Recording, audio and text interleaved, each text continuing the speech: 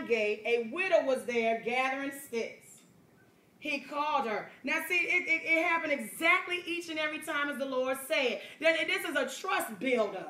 You know, this is a trust builder. You got to trust God when he say, you know, the man in the orange shirt. You got to trust him when he say the lady with the little boy. You got to say, you got to trust him when you say a yellow car, when he say a yellow car gonna pull. I don't care what the doubters say. You know, God don't speak to people. That's a lie. God will speak to you. He'll give you direction. You know, he is not the author of confusion. He knows how our minds are. He know the world that we sit in. He know the enemy that wants to seek, kill, and destroy us. He understands that, so he makes it perfectly clear what he expects of us, where he wants us to go, what he wants to do for us, what he wants to use us to do. He speaks to his people. The word is a rhema word. Even if you didn't hear his voice, he gonna speak to you somehow, some way. Y'all can't tell me that he won't. The doubters miss it because they don't believe in the rhema word of God. They say that he don't tell nobody nothing. He don't speak to you every day, all day up in here, right in here, right in the word. Right in the word. You start off with this. You meditate on it day and night. It's a lot of promises in here. It's a lot of direction. It'll tell you where you came from, where you're at now, and where you're going, right in here. He does speak to his people every day, all day long. And so he said, so it happened exactly the way God said. The lady was there. She was picking up sticks. He called to her and asked, would you bring me a little water in a jar so I may have a drink? As she was going to get it, he called, and bring me, please, a piece of bread.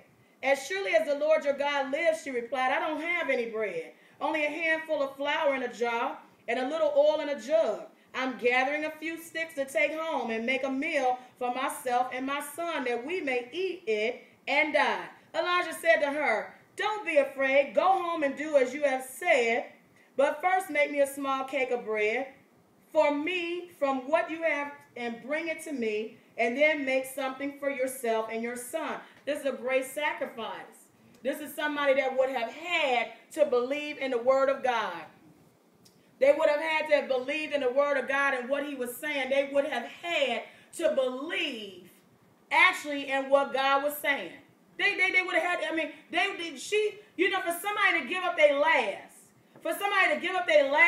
somebody that, you know, this is all I got. You know, I got a son, I got family, this is all I got. You know, this would have to have been, you know, something that the Lord, you know, somebody would have to believe or try God. Sometimes we're afraid to even just try God. We have to believe that God is able and that he will use people. Sometimes you got to reach out to people. You got to reach out to them, sacrifice your own self for somebody else and watch God move for you. So then the lady, you know, he told her that.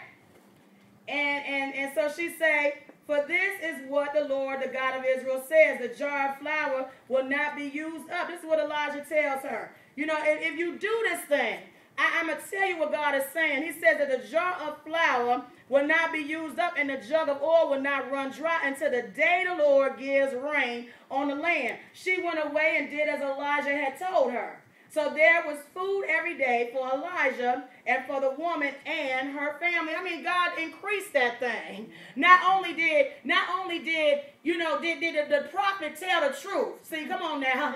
So you can know that the man of God and a woman of God is when the prophecy come to pass. And I ain't talking about no easy stuff, no stuff that you really want to do anyway. I'm talking about that thing that's going to cost you something, that thing that's going to challenge you. Come on now. You know that's going to be a sacrifice. I'm talking about that faith builder. I'm talking about that thing that really, are you serious? I'm talking about the dumbfounding request. Come on now. See, if you get a dumbfounded request and you do it, you're going to get a dumbfounded supernatural blessing. Come on. Yes.